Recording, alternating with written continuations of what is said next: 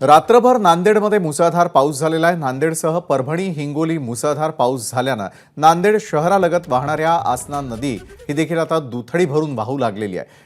याचा देखील आढावा घेतला आमचे प्रतिनिधी अभिषेक एकबोटे यांनी।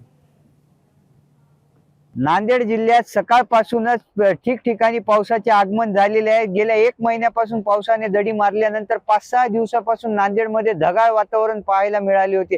मात्र आज सकाळपासूनच नांदेड जिल्ह्यामध्ये ठिकठिकाणी पावसाचे आगमन झालेले आहे। संततधार पावसामुळे आतापर्यंत नांदेड जिल्ह्यात 372 मिलीमीटर पावसाची नोंद झालेली आहे आणि तुम्ही पाहू शकता सकाळपासूनच पावसाचे जे आहे ते नांदेडमध्ये संततधार सुरू असताना आसना नदी जी आहे ती आता पूर्णपणे प्रवाहित झालेली आहे। विष्णुपुरी प्रकल्पात 83% पाणी साठ्याची नोंद या ठिकाणी झालेली आहे। त्यानंतर आतापर्यंत जे आहे पाऊस जो आहे तो आता थोडा वेळ विश्रांती पावसाने घेतलेली आहे।